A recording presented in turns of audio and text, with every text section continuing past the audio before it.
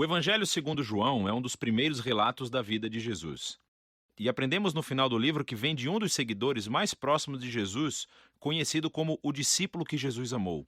Ele aparece muitas vezes na história em si, e há algum debate sobre se é João o filho de Zebedeu, um dos 12, ou outro João diferente que morava em Jerusalém e era conhecido na igreja como João o presbítero. Seja qual for o João, o livro incorpora o depoimento de testemunhas oculares e foi brilhantemente criado com um propósito claro, que é apresentado perto do fim. João diz que a história foi escrita para que vocês creiam que Jesus é o Messias, o Filho de Deus, e para que, crendo, tenham vida em seu nome. João acredita que o Jesus sobre o qual você lê nesse livro está vivo e é real, e que ele pode mudar a sua vida para sempre. O design do livro é muito legal.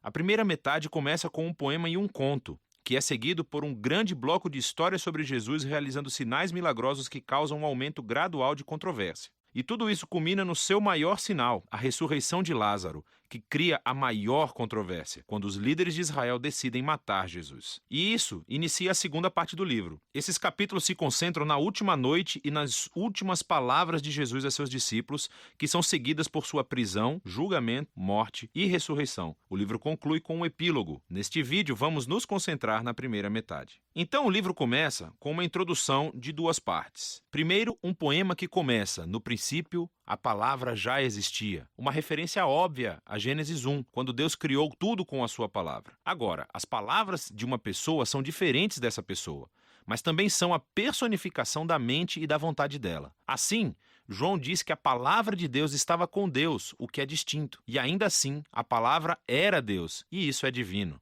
E quando refletimos sobre essa afirmação, ouvimos depois no poema que essa palavra divina se tornou humana em Jesus. Então João parte das histórias do Êxodo, afirmando que Jesus era o tabernáculo de Deus no nosso meio. A gloriosa presença divina que pairava sobre a Arca da Aliança tornou-se humana em Jesus. O que leva à sua última afirmação, de que o único Deus verdadeiro de Israel era Deus Pai e o Filho, que se tornou humano para nos revelar o Pai. Agora, ao considerarmos essas afirmações, começamos a ouvir uma história sobre como João Batista conheceu Jesus pela primeira vez e levou outras pessoas a o conhecerem e a se tornarem seus discípulos. E uma por uma, conforme as pessoas se encontravam com Jesus, elas diziam em voz alta quem pensavam que ele é. E nesse capítulo, Jesus recebe 7 títulos. Esses títulos apontam para o interesse que João tem no número 7, mas juntos também têm um significado. Que esse Jesus de Nazaré, que é totalmente humano, é o rei messiânico. Ele é o mestre de Israel. Ele é o Filho de Deus que morrerá pelos pecados do mundo. Essa é uma afirmação muito grande para ser feita sobre uma pessoa, e João irá defendê-la através das histórias nos capítulos 2 a 12. Todas elas têm o mesmo padrão básico. Jesus faz um sinal ou uma afirmação sobre si mesmo, e isso resulta em mal-entendidos ou controvérsias. E assim, no final de cada história, as pessoas são forçadas a decidir quem elas pensam que Jesus é. A primeira sessão mostra Jesus encontrando 4 instituições judaicas clássicas. E em cada encontro, Jesus mostra que ele é a personificação dessa instituição. Então, Jesus está numa festa de casamento e o vinho acaba. E Jesus transforma esses enormes jarros de água, algo como 455 litros no total, no melhor vinho de sempre. E o garçom diz ao noivo: "Você deixou o melhor vinho para o final", o que de fato é verdade. Mas João considera esse milagre o primeiro sinal de Jesus. Em outras palavras, é um símbolo que revela algo sobre Jesus. Assim como Isaías disse que o reino messiânico seria como uma grande festa, com ótimo vinho, este primeiro sinal milagroso revela a generosidade do reino de Jesus. Em seguida, Jesus vai ao Templo de Jerusalém, o lugar onde o céu e a terra deveriam se unir e Deus se encontraria com seu povo. Jesus afirma sua autoridade sobre o templo, acabando com os vendedores e interrompendo as ofertas de sacrifício. E quando os líderes do templo o ameaçam, ele diz: "Destruam esse templo, e eu o erguerei novamente em 3 dias. Jesus afirma que sua morte sacrificial será o lugar onde o céu e a terra realmente se encontrarão. O seu corpo que será morto é a personificação do templo. Jesus, então, conversa a noite inteira com um rabino chamado Nicodemos, que pensa que Jesus é como ele, outro rabino e mestre de Israel. Mas Jesus diz que Israel precisa de muito mais do que apenas outro mestre com novas informações. Israel precisa de um novo coração e de uma nova vida. Ou, em suas palavras, ninguém pode experimentar o reino de Deus sem nascer de novo. Jesus acredita que os seres humanos estão presos a uma teia de egoísmo e pecado que levam à morte, mas também sabe que Deus ama este mundo e é por isso que ele está aqui, para oferecer às pessoas um novo nascimento, uma nova chance de vida. A partir daqui, Jesus viaja para o norte e ele acaba em um poço sagrado conversando com uma samaritana, isto é, uma mulher não judia. E eles começam a falar sobre a água que Jesus transforma em uma metáfora para si mesmo.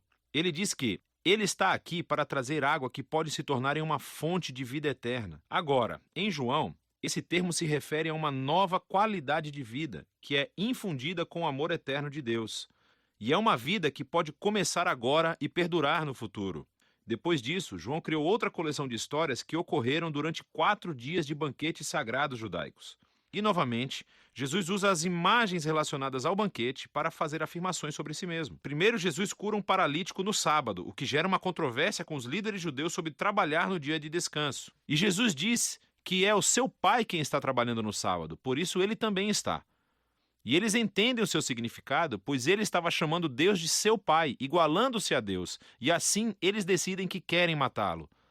A próxima história acontece durante a Páscoa, a festa que recontou a história do Êxodo com essa refeição simbólica do cordeiro, do pão e do vinho. E Jesus, milagrosamente, fornece comida para uma multidão de milhares de pessoas, o que resulta em pessoas pedindo mais pão. Então Jesus prossegue afirmando que ele é o verdadeiro pão, e quem procurar satisfação nele, descobrirá a vida eterna. Isso ofende muitas pessoas que deixam de segui-lo. Depois disso, vem um bloco de histórias que acontecem em Jerusalém durante a festa dos tabernáculos, que recontam histórias das peregrinações de Israel no deserto, quando Deus os guiou com uma coluna de nuvem e depois fogo e lhes deu água no deserto. E Jesus se levanta no pátio do templo e grita: "Se alguém tem sede, venha a mim e beba." E mais tarde ele diz: "Eu sou a luz do mundo." Ele está afirmando ser a presença iluminadora de Deus e o presente de salvação de Deus para o seu povo. Algumas pessoas acreditam e o seguem, mas outras se ofendem, e outras ainda tentam matá-lo por essas afirmações exaltadas. A história final da festa é durante o Hanukkah, a festa da dedicação. É sobre como Judas Macabeu limpou o templo dos ídolos e o tornou sagrado mais uma vez. E Jesus entra na área do templo e diz que ele é aquele quem Deus tornou santo, e que ele é o verdadeiro templo onde a presença de Deus habita. E ele também diz: "Eu e o Pai somos um." Isso deixa os líderes de Jerusalém furiosos. Eles criam um plano para matar Jesus e então ele se retira da cidade. Enfim, todos esses conflitos culminam em um último sinal milagroso. Jesus descobre que seu querido amigo Lázaro está doente, mas a sua família mora perto de Jerusalém, que agora é uma armadilha mortal para Jesus. Jesus poderia ficar longe e salvar a sua própria vida, mas ele ama Lázaro. Então, quando ele ouve que Lázaro morreu, ele segue viagem para levantá-lo dos mortos. E ele o chama para a vida fora do túmulo, sabendo que isso lhe custará a sua própria vida. E a notícia desse sinal incrível se espalha rapidamente, é claro. Assim como Jesus sabia que aconteceria, os líderes de Jerusalém descobrem o que aconteceu e começam a conspirar para matá-lo. Então ele vai para Jerusalém como o rei de Israel que foi rejeitado pelos seus líderes. A primeira metade de João chega ao fim com a história sobre como Jesus sacrificou sua vida com um ato de amor pelo seu amigo. E isso, claro, também é um sinal que resultará na crucificação que será explorada com mais detalhes no próximo vídeo. Mas por enquanto, essa é a primeira metade do Evangelho de João.